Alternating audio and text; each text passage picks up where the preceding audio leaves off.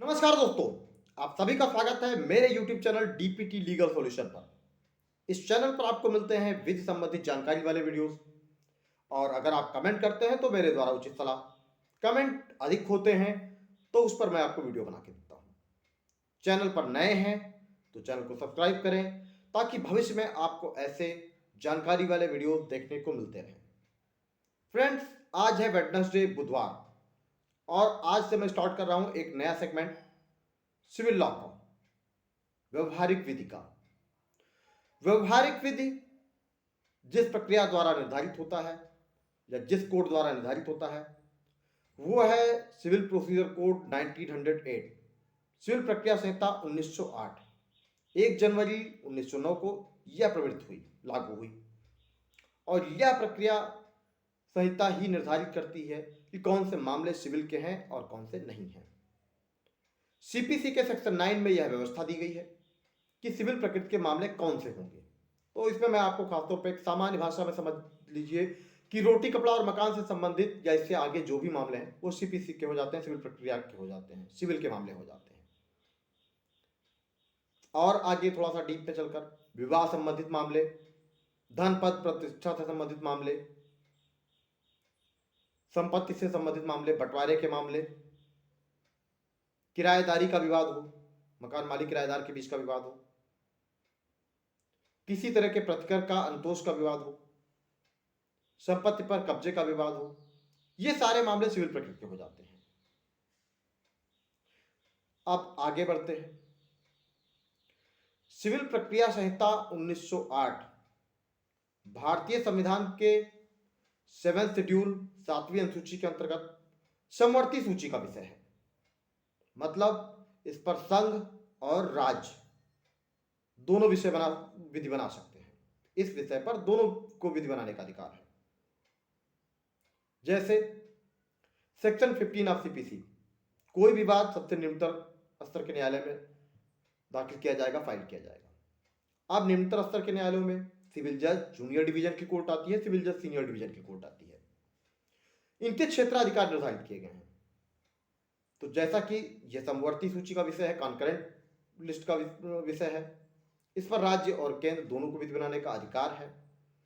तो कहीं मान लीजिए अगर जो क्षेत्राधिकार है, जुरिस्डिक्शन है कि कितने धन तक का या कितनी संपत्ति का या कितने संपत्ति के स्तर तक का मामला सिविल जज जूनियर डिवीजन का कोर्ट देखेगी, कितने स्तर तक का मामला सिविल जज सीनियर डिवीजन का कोर्ट देखेगी, यह निर्धारित करने का अधिकार राज्यों के पास है। सेक्शन 15 में यह व्यवस्था है कि मामला जो है वो निम्नतर स्तर के न्यायालय में ही दाखिल किया जाएगा। मतलब जुरिस्डिक्शन, आपकी जो संपत्ति है, विवादित संपत्ति है या विवादित मैटर है, उसका जो भी जुरिस्डिक्शन होगा वह उचित कोर्ट में जाएगा। अब आज मैं आपके समक्ष ऑर्डर 7 रूल 11, आदेश 7 नियम 11 की चर्चा करता हूं। वर्तमान में काफी चर्चा में है। कोई विवाद पत्र किस स्थिति में नामंजूर किया जा सकता है किसी कोर्ट के द्वारा? तो फ्रेंड्स, इसमें 6 पॉइंट हैं, A B C D E F. शुरुआत करते हैं ए से। वाद पत्र नामंजूर करने का एक सबसे प्रमुख आधार है वाद हेतु। बिना वाद हेतु के अगर कोई वाद फाइल किया जाता है, कॉज ऑफ एक्शन के बगैर अगर कोई वाद फाइल किया जाता है, मान लीजिए जिससे साधारण तौर पे बिना किसी कारण के अगर कोई सूट इंस्टीट्यूट किया जाता है तो कोर्ट प्रतिवादियों को बिना नोटिस दिए हुए ही उस बात को खारिज कर सकती है, क्योंकि कॉज ऑफ एक्शन नहीं है। फॉर एग्जाम्पल, मकान मालिक और किराएदार के बीच में मान लीजिए अगर विवाद है और अब अगर किराएदार ने मकान मालिक को प्रॉपर तरीके से बिजली के बिल का भुगतान समय पर किराया देता रहा है, अन्य जो भी ड्यूज उसके द्वारा है वो क्लियर करता रहा है, लेकिन अगर मकान मालिक द्वारा अचानक उस व्यक्ति से कह दिया जाए कि भाई आप मकान खाली कर दीजिए, तो संभव नहीं होगा ऐसा खाली करना। वह व्यक्ति अगर मकान मालिक से रिक्वेस्ट करता है कि नहीं मुझे थोड़ी सी मोहलत दी जाए, इसके बाद मैं मकान खाली करता हूं, लेकिन अगर मकान मालिक नहीं मानता है तो ऐसी सिचुएशन में यहां कॉज ऑफ एक्शन हो गया और वह व्यक्ति जो किराएदार है वो सिविल सूट फाइल कर सकता है। वाद हेतु हो गया। लेकिन अगर पता चलता है कि किराएदार किराया भी नहीं दे रहा है, बिजली के बिल का भुगतान नहीं कर रहा है, आए दिन लड़ाई झगड़ा करता है, तो भले ही वो रह रहा है, लेकिन कोर्ट कोई जरूरी नहीं कि उसका वाद पत्र पाने के बाद उस बात को स्वीकार करे। एक कारण होना चाहिए और जेन्युइन कारण होना चाहिए। सेकंड, मांगा गया अंतोष का मूल्यांकन किया जाएगा। मतलब जो भी आप मान लीजिए जैसे आप रह रहे हैं जिस संपत्ति में, अब उस संपत्ति का मूल्यांकन कितना है, उस मूल्यांकन के आधार पर ही जुरिस्डिक्शन तैयार होता है कि हाँ किस जुरिस्डिक्शन में आप सूट फाइल करेंगे। तो जैसे अगर मान लीजिए किसी प्रॉपर्टी का मूल्य 10 लाख रुपए है और ये जुरिस्डिक्शन आता है सिविल जज जूनियर डिवीजन के यहाँ, तो फिर आप सिविल जज जूनियर डिवीजन के यहाँ बात फाइल करेंगे। लेकिन अगर मान लीजिए 12 लाख रुपए हो गए या 25 लाख रुपए हो गए, अब 25 लाख का जुरिस्डिक्शन सिविल जज सीनियर डिवीजन के आता है, लेकिन आपने उसका अल्प मूल्यांकन कर लिया, तो ऐसी सिचुएशन में आपने कहीं ना कहीं वित्त के जो प्रावधान है उनका उल्लंघन किया, ताकि आप बात सिविल जज जूनियर डिवीजन के यहाँ फाइल कर सकें। तो उस सिचुएशन में कोर्ट आपको एक टाइम देगी कि आप वाद का मूल्यांकन कीजिए फिर से, और मूल्यांकन करके दोबारा से आप निर्धारित समय के अंदर वाद को जो करेक्शन है वो करके आप इंस्टीट्यूट कीजिए। तो अगर आप ऐसा करेक्शन करते हैं तो ठीक है, अदरवाइज आपका सूट खारिज किया जा सकता है। ये सेकंड पॉइंट है बी। अब थर्ड पर आते हैं, निर्धारित शुल्क जमा न करना। मतलब जो भी कोर्ट की निर्धारित फीस है, जाहिर सी बात है कि आपने अगर बात को अल्प मूल्यांकित कर लिया, 25 लाख की जो अगर उसका मूल्यांकन था आपने 10 लाख 12 लाख कर लिए, तो इसका मतलब कोर्ट फीस भी रिड्यूस हो जाएगी। उस सिचुएशन में आपको, जैसा कि पहले मैंने बताया, कि वाद का प्रॉपर मूल्यांकन करके और फिर से आपको कोर्ट कहेगी कि दोबारा से आप इंस्टीट्यूट कीजिए उसको करेक्शन करके। तो ऐसी सिचुएशन में तीसरा नंबर का जो पॉइंट है, थर्ड पॉइंट डी और सी, कि आप अगर कोर्ट फीस आपने कम जमा की है तो कोर्ट फीस जमा करने के लिए भी आपको कोर्ट निर्धारित समय देगी, उस समय के अवधि के अंतर्गत आपको निर्धारित शुल्क जमा करनी होगी, अदरवाइज आपका सूट खारिज किया जा सकता है और ये एक पर्याप्त आधार है। अब आते हैं डी पर, यह महत्वपूर्ण पॉइंट है। इस पॉइंट में अगर किसी विधि द्वारा वाद वर्जित प्रतीत होता है, जैसे कि मान लीजिए किराए का भुगतान अगर नहीं करता कोई किराएदार, तो 3 वर्ष के अंदर ही मकान मालिक को सूट लाना होता है as per article 52 of limitation act. अगर 3 वर्ष के अंदर किराएदारी के भुगतान के लिए बाद मकान मालिक नहीं लाता है तो उसके पास फिर सेक्शन 5 के अंतर्गत लिमिटेशन एक्ट में फाइल करना होगा कि क्यों वह वाद नहीं लाया, और हो सकता है कोर्ट ना स्वीकार करे।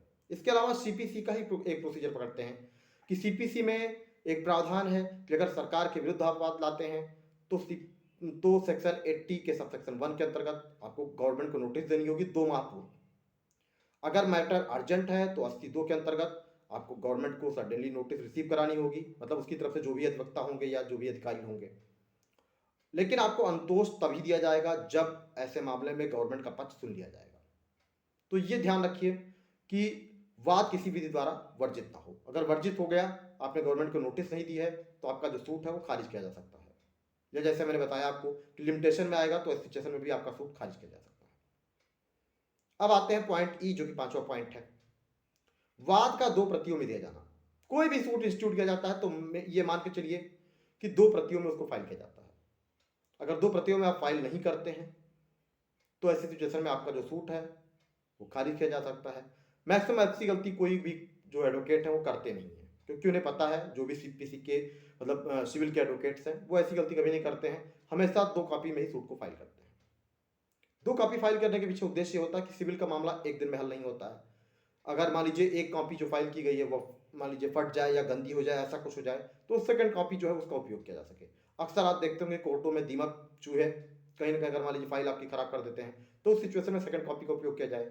या कभी कभी अगर पूरी पत्रावली में ऐसी कुछ हो जाती है डिस्टर्बेंस, तो उस सिचुएशन में दोबारा से रिस्टोर करने के लिए जो भी पक्षकार हैं उनके अधिवक्ताओं से आग्रह किया जाता है। अब आते हैं लास्ट पॉइंट, 6 पॉइंट पर, जो कि है जहां वादी नियम 9 के उपबंधों का अनुपालन नहीं करता है। अब नियम 9 के उपबंध क्या है?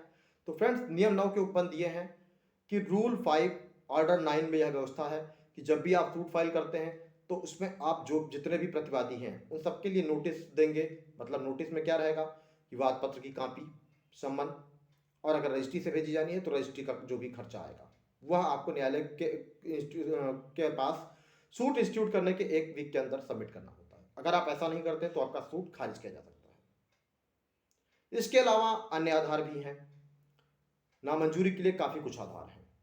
अन्य आधार में मान लीजिए जो प्राधिकृत व्यक्ति है, अधिकृत व्यक्ति है, वह अगर सूट पर जो भी आपका वाद पत्र उस पर हस्ताक्षर नहीं करता है, तो ऐसी सिचुएशन में भी आपके वाद को खारिज किया जा सकता है। इस संबंध में एक लीडिंग केस है, सेलम एडवोकेट बार एसोसिएशन बनाम भारत संघ, जो कि वाद पत्र नामंजूर किए जाने के संबंध में एक लीडिंग केस है। इस केस पे काफी कुछ और भी बातें हैं। तो फ्रेंड्स, ये वो आधार है जिस पे किसी वाद को खारिज किया जा सकता है। जो वाद पत्र है उसको खारिज किया जा सकता है, आपका दावा नामंजूर किया जा सकता है कोर्ट के द्वारा। तो अगर आपको ऐसे जेन्युइन लीगल कंटेंट देखने हो तो वीडियो को लाइक करें और चैनल को सब्सक्राइब करें, ताकि आगे भी आपको ऐसे जेन्युइन लीगल कंटेंट देखने को मिलते रहें। Thank you.